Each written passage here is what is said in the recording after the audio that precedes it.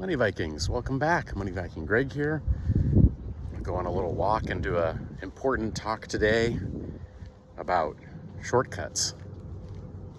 Yes, shortcuts. One of the whole sort of points of Jerry and I starting our blog and starting the Money Vikings was to get to the truth of the matter in terms of wealth building and investing and life, right? Because there's a lot of, I'm gonna show you guys some planes in the background if I can. Maybe not. You see them, a couple of biplanes or something. Anyway, taking a little walk. Beautiful day, getting ready for Halloween. Looking forward to that. That's why I got my Spider-Man shirt on. But yes, one of the big reasons that Jerry and I started Money Vikings was to get, there's some F-18s in the background. Probably can't see them. I think those are some F-18s. So that's what the noise is, F-18s and biplanes. There you go.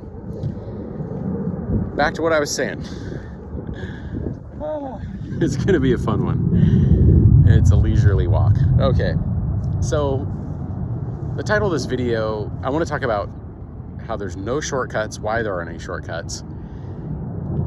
But more importantly, I want to get to what to do instead. So if there's no shortcuts, because YouTube is filled with videos of clickbait, right? Of stuff that is just trying to, I think that's why, our channel is growing slowly. And I prefer that because to me, that says that we're slowly building an audience based on coherent information that's boiled down and delivered to you in a coherent fashion. And it's not gimmicks. It's not this sort of scheme where I'm just trying to get your attention.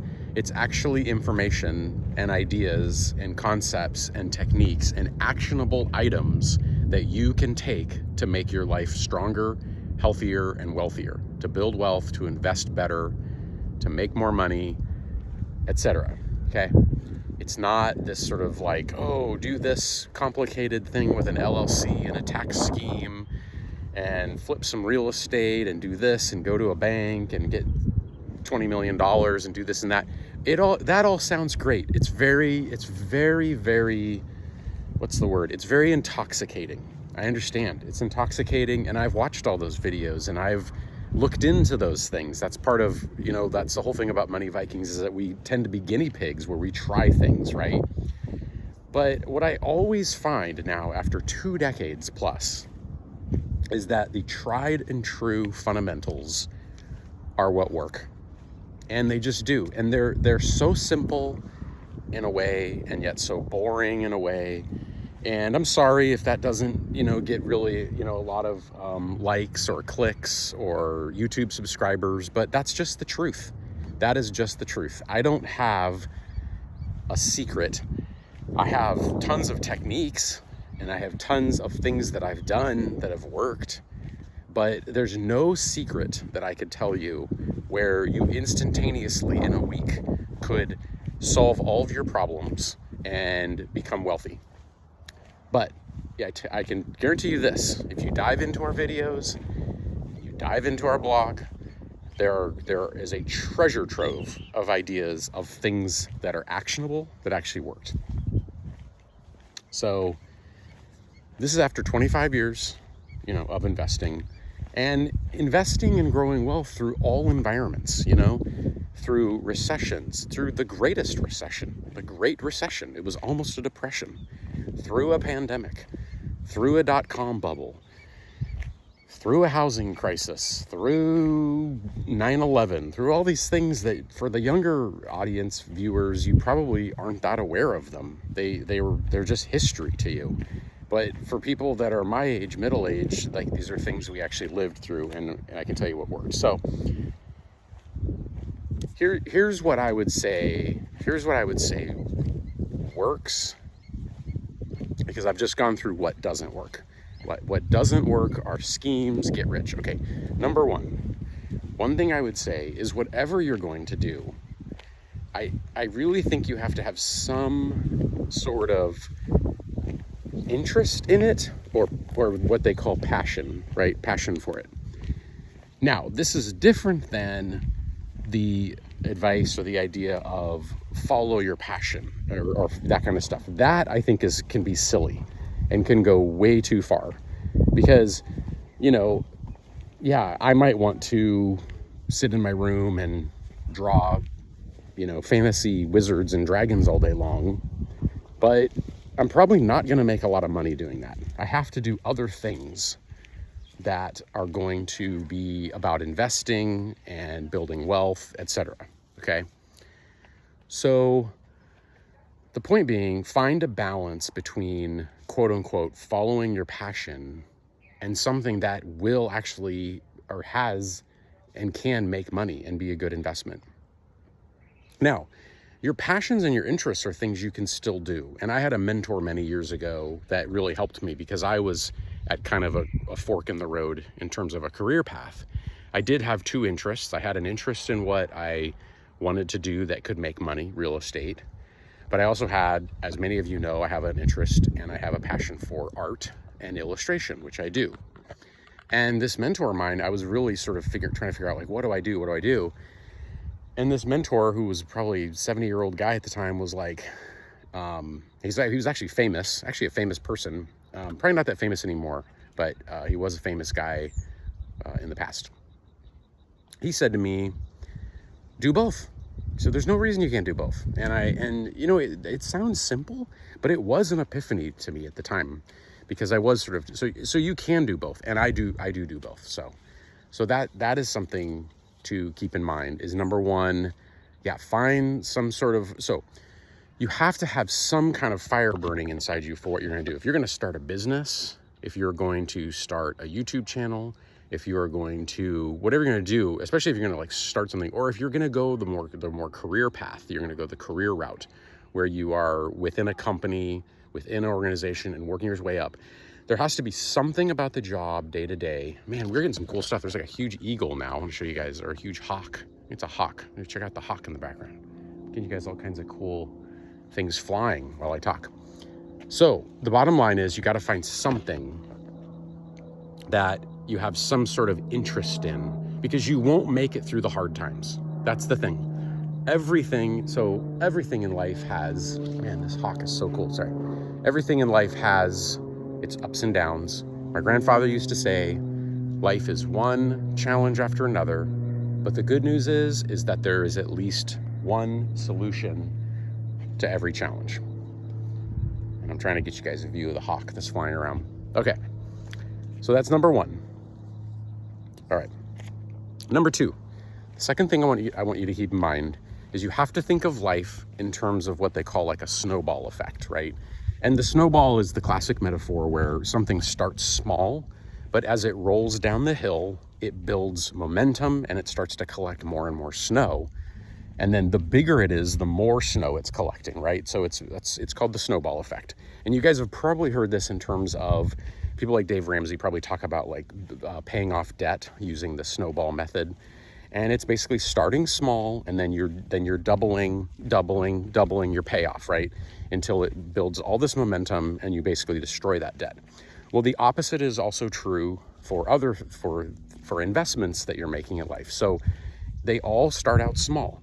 If you're in your 20s and your 30s, you have to probably start out small. And what I mean by that is it's maybe $50, $100, $200 a month into a diversified investment account. And you're automating that, right? You're automating that in and you're making it happen. So you're bringing that in.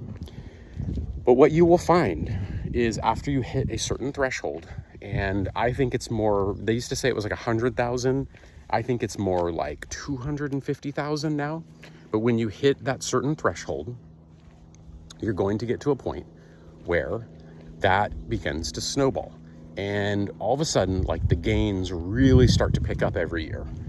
When you hit 1 million, so that's an even bigger snowball effect, right? Because quick math, you have $1,000 in an investment, you make 10% that year, you make $100. Well, if you have $1 million in an investment account and you make the same 10% on that money, you've made $100,000 that year, and so on and so forth. That's actually the secret of why the rich get richer. and why they say it's because it's a lot easier when you have that big number for it to make more money. The good news is, in the modern United States, is that you can do it. And that's the whole point of Money Vikings. It's the whole point of our blog and our channel, is that you also can do it.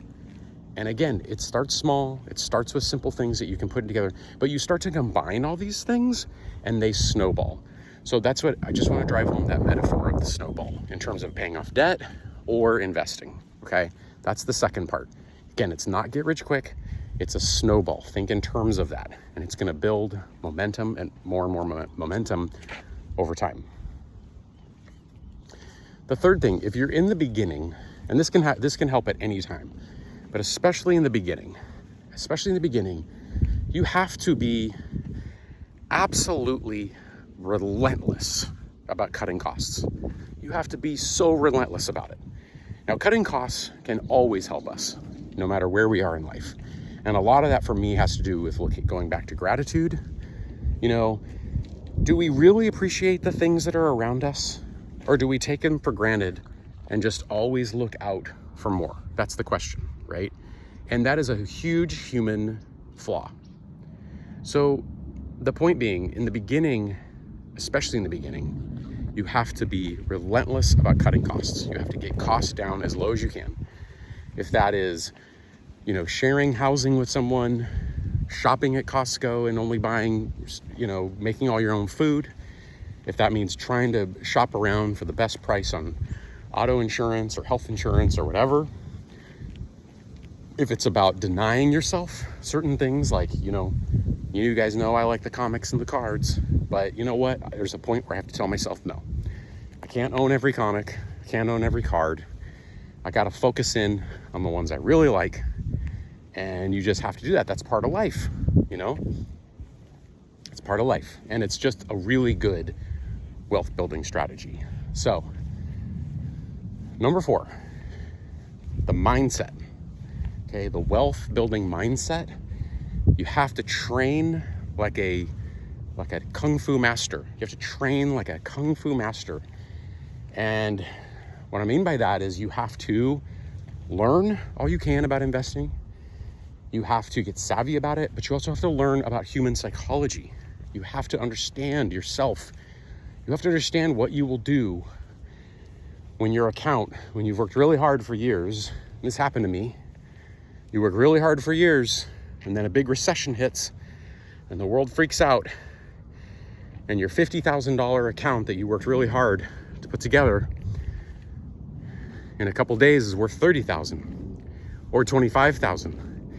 And you're like, oh my God, my money disappeared. Well, what are you going to do? Are you going to freak out and sell at a loss? Take that huge hit? Take all that money and lose it? Is that what's going to happen? Or are you going to be able to prevail? And I'll give you more F-18 noise in the background. Or F-35s? Sorry, I don't know. F-35s? F-35s. Something like that. Who knows? F something. Jets. All right. The sound of freedom. That's what I say it is. It's the sound of freedom. Okay. So those are kind of the 4 things I'd focus on if I was not into get rich quick schemes. So check them out. Look at our YouTubes, look at our blog. Again, you're going to see a treasure trove of ideas to build your own wealth. I mean, that's the main thing I'm going to leave you with. Everybody's journey is a little different. We rhyme as humans. We have a lot of themes. We are the same in some ways, but we have to also appreciate our differences. We are the same in some ways. We all kind of strive for a certain amount of security financially. But how everybody gets there, I've seen very different. And even when, like, Jerry and Bob and I were doing Money Vikings things, all of our approaches were a little different. You know, Jerry sends out the options trades. I don't do a lot of those. It's just not my style. I'm not against it at all. I think it's great.